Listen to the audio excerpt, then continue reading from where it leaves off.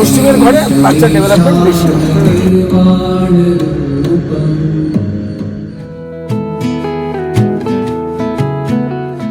Good morning sensation family, কেমন আছো তোমরা সবাই? সকাল সকাল রান্নাঘর থেকে ব্লগটাকে স্টার্ট করছি। নিমলিকে তো কোনো রকমে আজকে দেরি তো হয়নি, 6টা তো 15-20 রান্নাঘরে ঢুকে গেছে। কেন কি জানি কি হলো, আজকে অ্যাকচুয়ালি অনেক কিছু ছিল।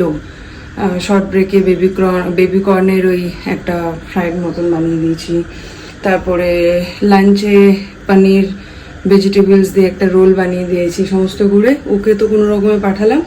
এখন আমাদের ব্রেকফাস্টটা বানিয়ে নিচ্ছি, বানিয়ে কিচেন টিচেন ক্লিন করে ঘর দর ক্লিন করে একবারে বসবো এডিটিংয়ে। তো এটা করলে সকালটা বেশ ভালো থাকে, সর্টেড থাকে।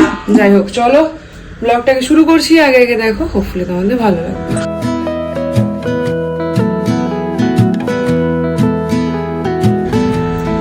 খুললো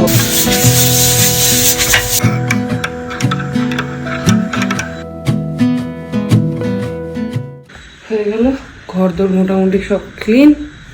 এবার বসবো এডিটিং নিয়ে। সকাল সকাল বাড়ির কাজ হয়ে গেলে আলাদাই একটা ভালো লাগা থাকে, দেখবে। স্যার ঢুকেছে বাথরুমে, এই ঘরটা গুছিয়ে দিই।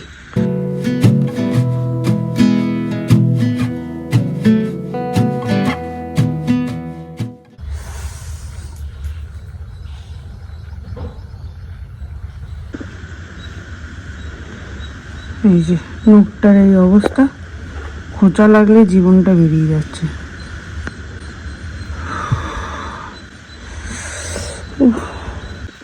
মহারাজ ঠিক আছে, আপনার সেবা।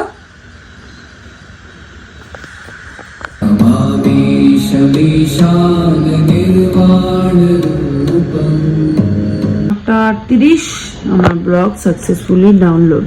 এখন চা, ব্রেকফাস্টের টাইম। ব্রেকফাস্টে রুটি করা ছিল, একটু ডিম ভুজি করবো, আর এদিকে হচ্ছে চা। এখানে নাকি আজকে 10-12টা ডিম দিয়ে ভুজি করে দিতে হবে।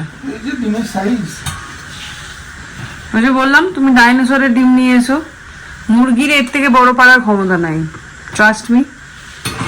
আমার চা রেডি, এদিকে আমার খাবার রেডি। 10টা ডিমের অমলেট। 10টা ডিমের অমলেট। লোকে শুনছি 10টা ডিম। চলেন, এসছে আপনার। ইয়েস, দেখাবে না দেখাবে না দেখাবে না। ওকে, খাওয়ার এত তাড়াহুড়ো আজকে, ভিডিও করতেই ভুলে গেছি। মাছের ঝোল, বাঁধাকপি, আর একটা কি খেলাম জানো, উচ্ছে আলু ভাজা। মাছের ঝোলটা বেশ অন্যরকম টেস্ট আছে। তৎকালের টাকা সবসময় বেশি লাগবে। আমাকে যদি গাড়ি নিয়ে ওই লাস্ট মোমেন্টে যেতে হয়, আমি 1,500 টাকা নেবো। আমরা বলছি না উবের ব্ল্যাকে যাব, আমি উবার ব্ল্যাকে যাব। যা 1,500 টাকা আগে ইউপিআই ট্রান্সফার হবে, তবে আমার গাড়ি বেরোবে। বলছে 1,500 টাকা আগে ট্রান্সফার হবে, তারপরে গাড়ি বেরোবে।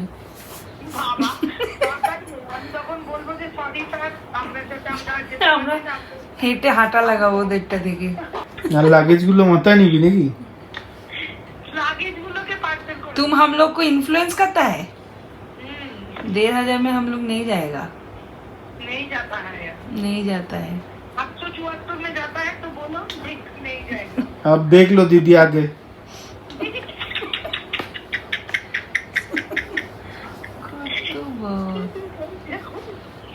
আমাকে দিদি বলছে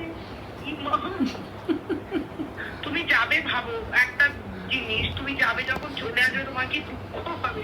কিসের জন্য আমরা চলে যাচ্ছি বাবা? কিসের জন্য দুঃখ হবে বাবা? মন মে লাড্ডু ফুটা এখন থেকেই। এই হচ্ছে এখন আমার বাড়ির ঘরের অবস্থা, আর এই হচ্ছে আমার মডেল এসে গেছে অফিস থেকে ডিরেক্ট। এই যে আমি ক্রেভিং হচ্ছে, আমার ক্রেভিং হচ্ছিল, এই স্টারে গিয়ে ল্যাংড়া আম কিনে নিয়ে এসেছি 99 রুপিস। হ্যাঁ অতক্ষণ না খেয়ে থাকতে পারবো না, সকাল সকাল চলে যাবে আমার ঘরে দর্শন দিতে। কবে? 9 তারিখে রাখিতে। রাখি। ভাতাশ্রীর সঙ্গে আমিও ফ্রি। হ্যাঁ তুমি তো ফ্রি। শনিবার আমি যেতে যেতে নেমন্তন্ন নিই। না মিমলি ফ্রি নাও হতে পারে, ও শনিবার স্কুল থাকে। শনিবার তো তোমার আবার ওই দিন ওইটা কোনটা? ও হ্যাঁ তো ওই জন্য সকাল সকাল বলে দিলাম বাবা আমার ঘর থেকে ব্রেকফাস্ট করে তোমার যেখানে ইচ্ছে ফাইনালি ক্লিয়ার হলো। বাপরে বাপ, আজকে সকাল থেকে দম ফেলার সময় পাইনি। বাড়ি যাচ্ছি ওই জন্য সব শ্যুটগুলো করে রাখছি। একটা সেট তোমাদেরকে দেখায় এইদিকে, এর আগে একটা করেছিল, ওটাও ভীষণ সুন্দর। ঘর টুকু তোকে সেই পাঞ্জাবি গার্লগুলোর মতন লাগছে। কিন্তু আমার কি খুশি হলো বলো তো, কি রোগা হয়েছি। হ্যাঁ রোগা হয়েছিস। আজকের জন্য ডান। হ্যাঁ হ্যাঁ এগুলো এখনো ভাঁজ করতে হবে। কি হয়েছে? গায়ে ডাক্তার বাবা আমার চুল ঠিক করছে। দেখাবে না আমি রেখেছি। মনে হচ্ছে যে এই চাদরটা পুরো বিকালে পরে বেরোতে চাই। চাদরটা সুন্দর তো, ভারী তোমার, কিনলে? সিঙ্গেল এটা বিক্রি হবে তাহলে নেবো। এমনি পাওয়া যায় মেলাতে, মেলাতে পাওয়া যায়। হ্যাঁ সেদিন ওখানে বিক্রি হচ্ছিল এগুলো। না না কোন মেলাতে গো? ওই এক্সিবিশনের কথা বলছি। আরে যেটাতে স্টল দিলি ঘুগনি। ও না আমি দেখে আই নাই বাবা। আমার পছন্দ আমার হয়েছে। কাছে একটা এমনি আছে জানো বারবি বাউল, এটা এই ডিজাইন না। না দিদি এগুলো রাজস্থানী। হ্যাঁ আমরা বোলপুরে যেগুলো পাওয়া যায় ওগুলো বাউলের মতো, খুবই সুন্দর। সাদাটা আরো সুন্দর, জানো আমারটা তো আরো বড়, এত বড়। কিন্তু সাদাটা আমার আরো বেশি ভালো লাগে। এই এই পিস মানে এই শুধু ওনা দেওয়া যাবে না। সেটটা আমাকে কিনে দাও, অন্যটা তো কেন আমি কিনবো না, তুমি আমার জন্য। আমি জিজ্ঞাসা করছি 1600 কত টাকা? 1550 না কত ওরকম কিছু একটা, না 1650 মনে নেই। বাবা এই ঘরটা সাদা, সব সাদা করে দিয়ে কত বড় লাগছে লেন্সে, তুই দেখে যে মনে হচ্ছে বিশাল বড় মনে হচ্ছে ঘরটা। দুজনে মিলে এখন কাজে লাগিয়ে দিয়েছি, কাজ করছে। এতে কি বলে এবার দুর্গাপুজোতে ওরা আসবে না মিষ্টিরা? হ্যাঁ আসবে তো, ওরাও তো আসবে, তাই তো ভুলেই তো গেছি। মন্নি তো আসার কথা জুলাই। হ্যাঁ তো জুলাই তো পড়লো সবাই আর মেয়েটার ছুটি হবে তবে। না চায়ের জল ফুটে গেছে আমার। ও তবে নিচে একটা প্যাকেট পড়েছে, ওগুলো ওইদিকে ভাঁজ করছে আর আমি এদিকে চা বসিয়েছি। আর পারছি না, সেই সকাল থেকে উঠেছি আজকে। এই 2-3 দিন থাকবো না বলে সব শ্যুটগুলো করে নিলাম। আর স্টক ওখানে যা আছে আজকে যা হলো এই দেখো, এই 3 ব্যাগ এখনো ধরা, ওগুলো এখনো হাতই দিতে পারিনি। এই কটাই পরে থাক, বাড়ি থেকে আরাম করে আসি, তারপরে আবার লাগবো।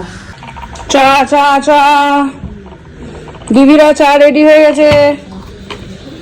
ও দিদিরা কি গল্প করছে দুজনে মিলে, বাবা রে বাবা। হ্যাঁ চলো। তোরা আসিস না বেশি, তাহলে আমরা ঠিক থাকি।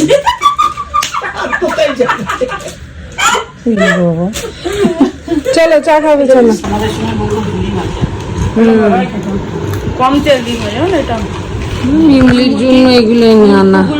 মুরগুলো অনেক তেলে ভাজা, এটা একদম বেশি টাকা বুকা না, কার সাথে যাবো না আমি এখন বসে বসে। এদের দাবি খারাপ, বলছে দাদা বৌদির থেকে বিরিয়ানি তুলে আনবে, আবার বলছে থালি তুলে আনবে, তারপরে ফাইনালি চলে এলো। আবার বলছে পার্ক সার্কাস থেকে বার্সেলোনার বিরিয়ানি। আমাদের এই ছোট ছেলেটা আছে ওর ডিনারটা নিয়ে মানে বিরিয়ানিটা নিয়ে মতলব না, ওখানে মেমোরি গুলো নিয়ে মতলব। আমি বলেছি আমি মানুষের মাইন্ড রিড করতে পারি। সকালে যেরকমটা দেখলে বাবার গিফটটা এসে গেছিলো, কিন্তু এখনো অবধি খুলে দেখার সময় হয়নি। তো একবার নিজেরা তো দেখে নিই সমস্তটা ঠিকঠাক এসেছে কিনা। আর তোমাদের সাথে সেই জন্মদিনে বাবাদের মানে বাবা যখন দেখবে তখন তোমরাও দেখতে পাবে। এখনই ডিসক্লোজ করছি না, কেন কি তাহলে বাবাও দেখে নেবে আর সারপ্রাইজটা মিস হয়ে যাবে। তোমরা কালকে অনেকেই কমেন্ট করেছিলে বাস্তু রিলেটেড ভিডিও বানানোর জন্য, তো সেই জন্যই আজকে অঙ্কিতা আর সৌরভদার সাথে দেখা করতে যাচ্ছি। হ্যাঁ সৌরভ দাই আমাকে এই ব্যাপারটাতে হেল্প করেছিল। আর এটা এই প্রসঙ্গে একটা কথা বলে রাখা ভালো, তোমাদের এক দুজনের মাথায় হয়তো মনে হয়েছে যে কোনো রকম পেড কোলাবোরেশন বা কিছু, একদমই সেরকম কিছু না। আমি নিজে এটা থেকে খুব পজিটিভ একটা ভাইবস পেয়েছি, সেই জন্য তোমাদেরকে ফ্যামিলি বলি, তাই শেয়ার করব তোমাদের সাথে। আর তোমাদের হয়ে কিছু বেসিক কোয়েশ্চেন আমি করব, তার বাইরে বা তার বেশি কিছু যদি জানতে চাও তোমরা ডিরেক্ট ওদের সাথে কন্ট্যাক্ট করে নিতে পারো, সমস্ত ডিটেলস আমি দিয়ে দেবো। আর এটা কিভাবে আমাকে হিট করেছে সেটাও এখানে একটু বলে রাখি। সেটা হচ্ছে তোমাদের হয়তো মনে থাকবে পৌলমীর ফেয়ারওয়েল পার্টি হয়েছিল পৌলমীরই বাড়িতে, তো তখন এই সৌরভদা অঙ্কিতা সবাই মিলে গল্প করছিলাম, তো তখন ওই সৌরভদার কাছ থেকে কিছু এই ব্যাপারে শুনি, মানে ইন জেনারেল কথাতে ওগুলো শুনতে পারি। তখন আমি আমার ফ্ল্যাটের ছকটা মাথার মধ্যে খাটাই, আর আমারও মনে হয় যে কিছু জায়গা হয়তো আমারও তাহলে চেঞ্জ করা উচিত। আর তখনই দাদাকে বলি যে তুমি একবার এসো, আমার ফ্ল্যাটটা দেখো। তো সেইখান থেকে স্টার্ট হয় জার্নিটা। আর আজকে অনেক দিন ধরে এই ব্যাপারটা চলছে, এই ব্যাপারটার মধ্যে দিয়ে আছি, তো সেই জন্য মনে হলো যে তোমাদের সাথে শেয়ার করা উচিত। আর আবারও বলছি, আমি কোনো রকমভাবে কাউকে কনফিউজ বা ইনফ্লুয়েন্স কোনোটা করছি না, জাস্ট এটা একটা আমার বিশ্বাস। যারা অবশ্যই বিশ্বাস করো না তারা অবশ্যই এখান থেকে দূরে থাকো, আমি কোনোভাবে ইনসিস্ট করবো না তোমাদেরকে। কিন্তু যাদের মনে হয় যারা এগুলোতে মানো, বিশ্বাস করো, তারা ইন্টারেস্টেড থাকলে কথা বলতে পারো বা ভিডিওটাও কন্টিনিউ করতে পারো। আর এই হলো কি ব্যাপার। আর বিশ্বাসটা অবশ্যই নিজের কাছে। একটা টাইম ছিল যখন আমিও একদম এগুলোতে মানতাম না, আর আমারও পুরোটা একদম মনে হতো যে বেসলেস আর কি, কিন্তু আজকের দিনে দাঁড়িয়ে আমি বিশ্বাস করি। তাই তোমরা বলেছো বলে তোমাদের সাথে আজকে তোমাদের হয়ে কয়েকটা কোয়েশ্চেন আমি সৌরভদার সাথে কাছে করব। দাদার সামর্থ্য মতন আনসার করবে। যদি তোমাদের মনে হয় কনভিন্সিং তাহলে ঠিক শুনো, আর যদি মনে হয় যে না এগুলো বেকার তাহলে আবারও বলছি প্লিজ এড়িয়ে যেও। কেন কি এরকম একটা এরকম একটা কন্টেন্টের ওপর ভিডিও আমরা প্রথমবার বানাচ্ছি, সো জানি না ঠিক না ভুল, বাট ওই অ্যাজ এ ফ্যামিলি মেম্বার আমার মনে হলো যে যখন আমার এরকম একটা পজিটিভ ভাইবস আমি পাচ্ছি তখন তোমাদের কাছেও এটা শেয়ার করা উচিত।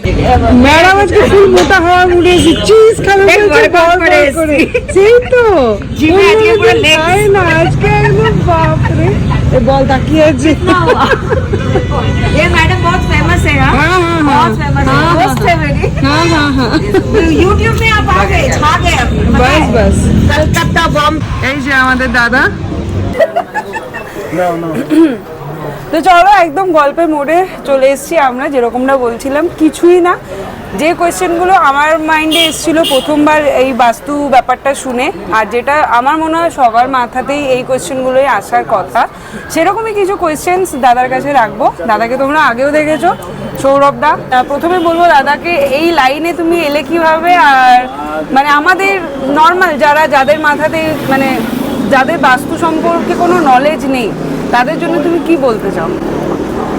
প্রথম কথা, আমার নাম সৌরভ, আমি অ্যালাইন অরা বলে একটা কোম্পানি, বাস্তু এবং অকাল্ট সায়েন্সের ওপর এটা আমরা নতুন শুরু করেছি অনলাইন বেসিসে। অফলাইনে আমি এরকম প্র্যাকটিস করতাম। এবার আসি কেন এলাম। আমি ইঞ্জিনিয়ারিং করেছি, সায়েন্স ব্যাকগ্রাউন্ডের ছেলে, এইগুলোই পছন্দ করতাম। সায়েন্স মানে সায়েন্স যেটাকে হ্যাঁ বলে সেটাকেই ফলো করতাম। কিন্তু লাইফে যেমন সবাই কেউ মানে একাধিক বাড়ি শিফট করে এবং তাতে তাদের জীবনের নানান রকম পরিস্থিতির পরিবর্তনও হয়। কেউ একটা বাড়িতে ঢুকলো, সেই বাড়ি থেকে সে গ্রো করে একটা বড় বাড়িতে চলে গেল। আবার কেউ ছোট একটা বাড়িতে মানে বড় বাড়িতে ছিল কিন্তু পরিস্থিতি খারাপ হয়ে গিয়ে সে আবার ছোট বাড়িতে চলে এলো। এরকম হয়। এগুলো কেন হয়? তখন একটা কৌতূহল জাগলো যে এইগুলো কেন হয়, এতে কোনো রিজন নেই। তো এরকম করতে করতে তখন কেউ বললো অ্যাস্ট্রোলজি, কেউ বললো বাস্তু, এরকম অনেক কিছু হলো। মজার জিনিস এটা হলো তখন আমি এগুলো মানতাম। তখন আমি খুব ছোট, তখন আমি পড়ি মানে ক্লাস 10-11 পড়ি। আস্তে আস্তে বড় হতে হতে নানান পরিস্থিতিতে নিজে যেতে যেতে আমি বই পড়া শুরু করলাম, অ্যাস্ট্রোলজি পড়া শুরু করলাম নিজের কৌতূহলের জন্য। তাতে আমার কাছে এলো যে কোনো জিনিস যে তার উৎপত্তি দেখি তার 3টে কারণ হয়। যে স্পেস বললাম, স্পেস, টাইম, গ্র্যাভিটেশনাল ফোর্স। এবার সব কিছু ঘুরছে আমাদের চারিদিকে, সূর্যের চারিপাশে ঘুরছে, তো গ্র্যাভিটেশনাল ফোর্স সবার কাছেই আছে। তারপরে আসে টাইম। গ্রহ নক্ষত্র সবসময় ঘুরছে, তাহলে টাইমও সবসময় আছে। আচ্ছা correct. তাহলে কি জিনিস আমরা নিজেদের মতো করে ঠিক করে সারিয়ে নিতে পারি, সেটা হচ্ছে স্পেস। স্পেস সারানো মানে হচ্ছে বাস্তু।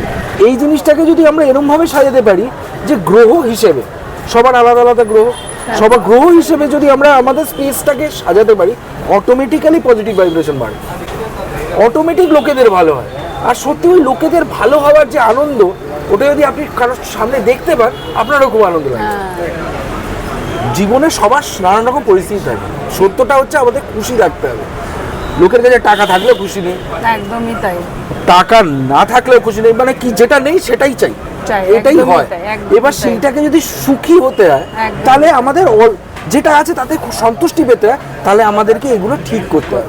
বিজ্ঞানসম্মতভাবে বলুন, বেদের সম্মতভাবে বলুন, এবং আমাদের 3 জেনারেশন কি 2 জেনারেশন আগে যে জিনিসটা সবাই নর্মালি প্র্যাকটিস করতো, আস্তে আস্তে সেগুলো আমরা ভুলে গেছি, সেটাই বাস্তুশাস্ত্র। একদমই তাই। বাস্তু 3 রকমের হয়, তারপরে 2 রকম আমি এখানে এক্সপ্লেন করছি।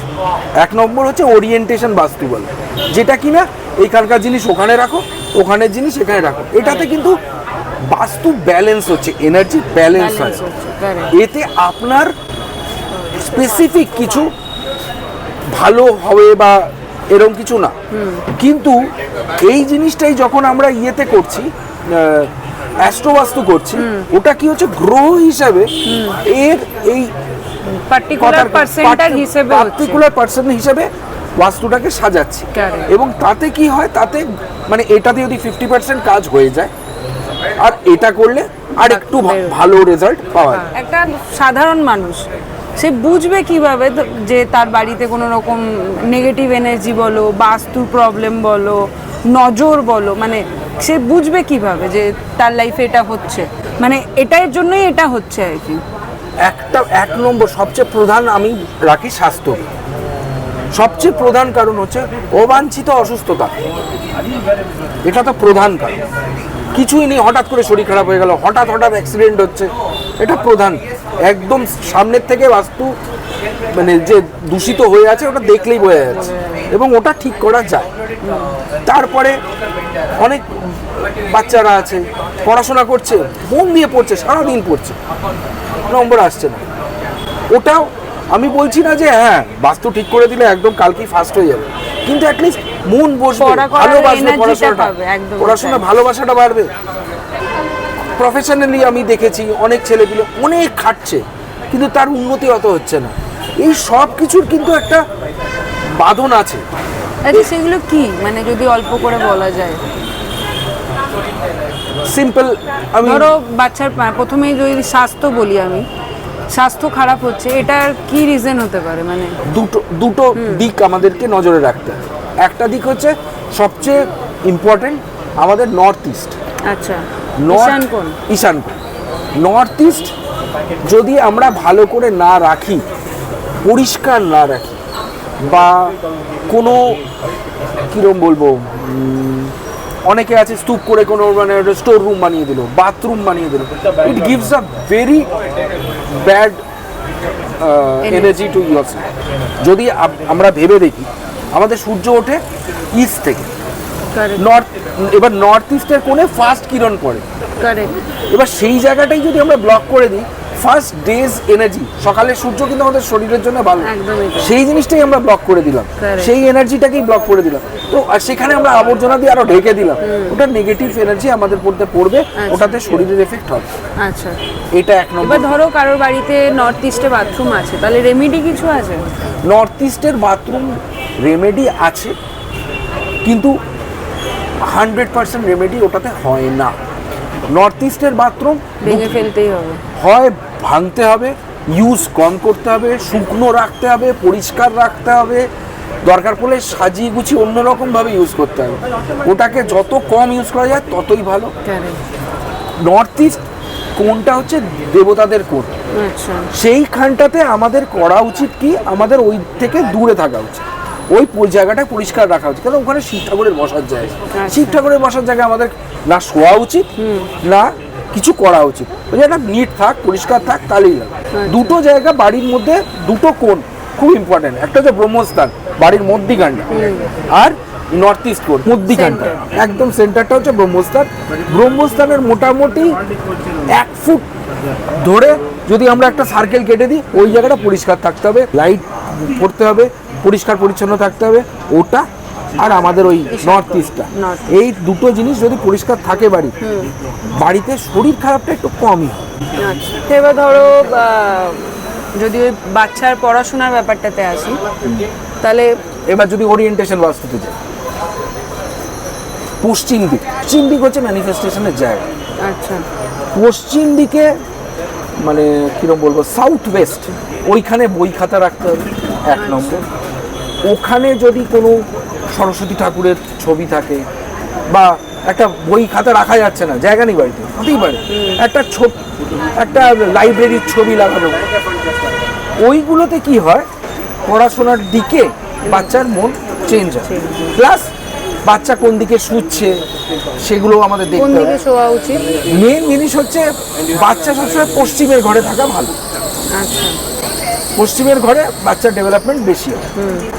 আর এই জিনিসটা যদি করা হয়, আর পড়াশোনা যখন করবে, যদি মানে নর্থের দিকে ফেস করে বা ইস্টের দিকে ফেস করে পড়াশোনা করতে বসে, পড়াশোনায় মন বসা, ভালো লাগা শুরু। আচ্ছা, কেরিয়ারের গ্রোথ, যেটা আমরা এখন এই ভাগাদড়ি জীবনে মানে সবাই অলমোস্ট কম বেশি সাফার করছি, প্রচুর খাটছি কিন্তু নিটফল সেই 0। এখানে আবার মজা আছে, কেরিয়ারটা এক একজনের কেরিয়ার এক এক রকম জিনিস দিয়ে তৈরি। যেমন আমি এর আগে ছিলাম রিসার্চে, তো রিসার্চের জন্য অন্য কোন, তোর যেমন ধর সোশ্যাল মিডিয়ার জন্য অন্য জায়গা, আচ্ছা, কেউ ফাইন্যান্স করে, ফাইন্যান্সের জন্য অন্য জায়গা। এবার সেইটা লোক বিশেষে আমাদেরকে জেনে সেই হিসেবে করতে হবে। কারেক্ট। এবার তোর যেমন সোশ্যাল মিডিয়া, আমি সোশ্যাল মিডিয়া হিসেবেই বলি, সোশ্যাল মিডিয়া মানে আমাদের নর্থ জোন আর নর্থ ওয়েস্ট, এই দুটো জোনকে আমাদেরকে ঠিক রাখতে লাগে। নর্থ ওয়েস্ট জোন কেন?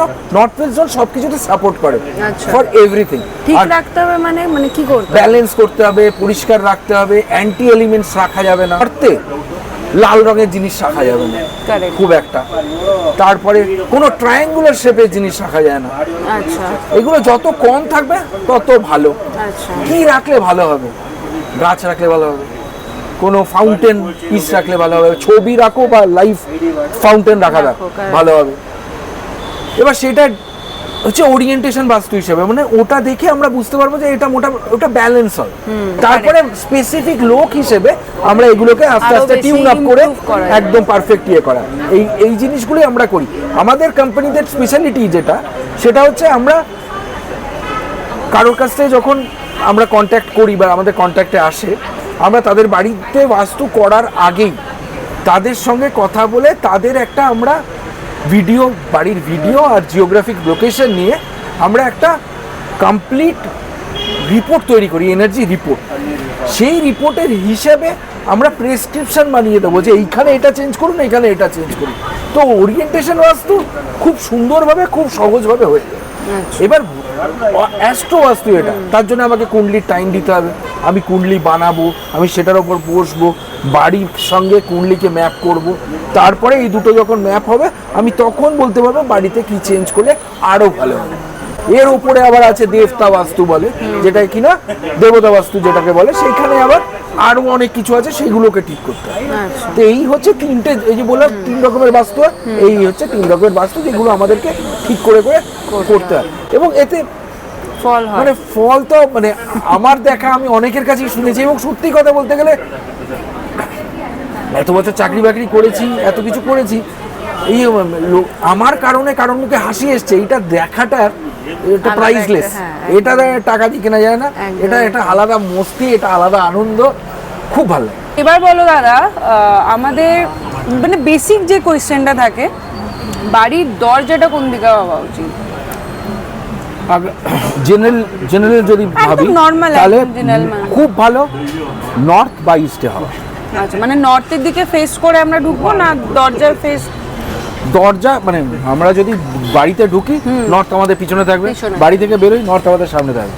আচ্ছা, নর্থে দরজা হওয়া খুব ভালো, ইস্টে দরজা হওয়া খুব ভালো। ইস্ট মানে আমাদের পেছনে থাকবে, আবার ওই একই দরজা যখন ভেতর থেকে খুলছি সামনে ইস্ট, সূর্য সামনে দিয়ে উঠছে, কারেক্ট। আর যখন ঢুকছি মানে বাড়িতে ঢুকছি সূর্য পিছন দিক দিয়ে ঢুকছে।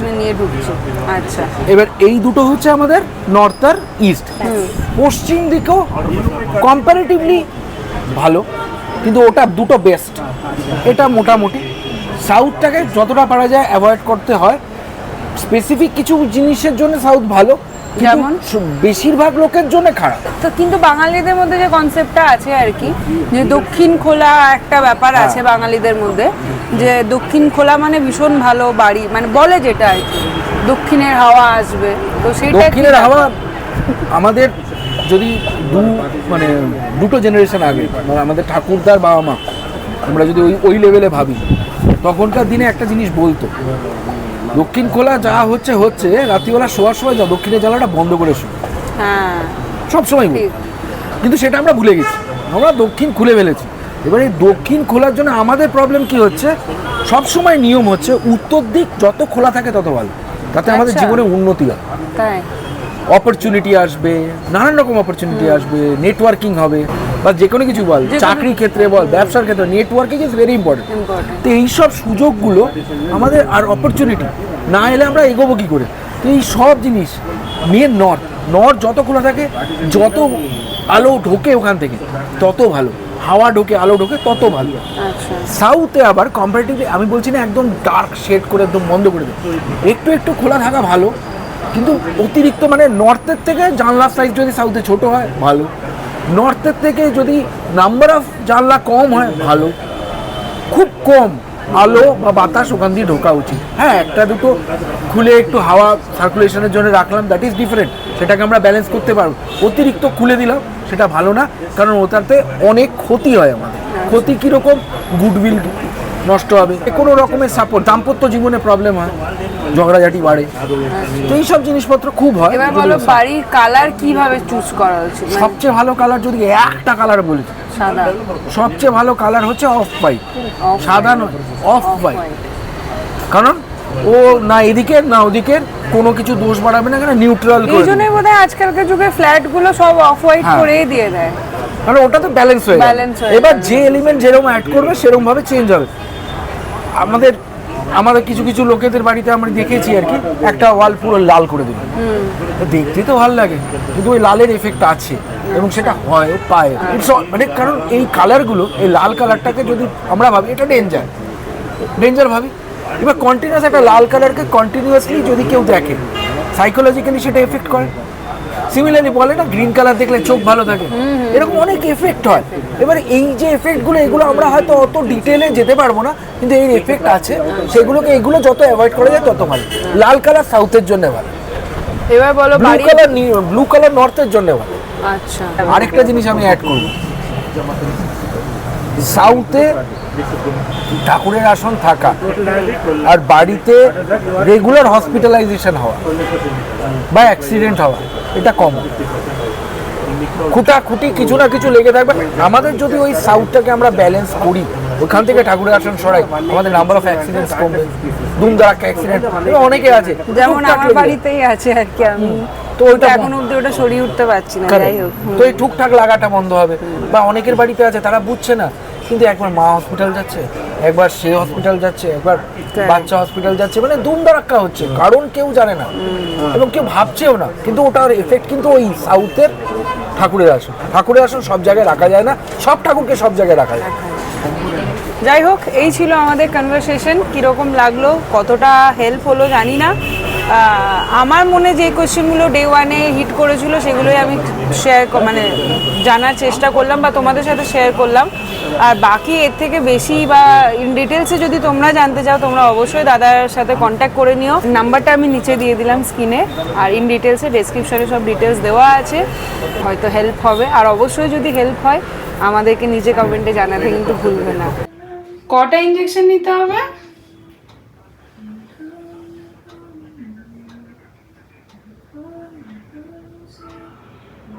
আর বাবা,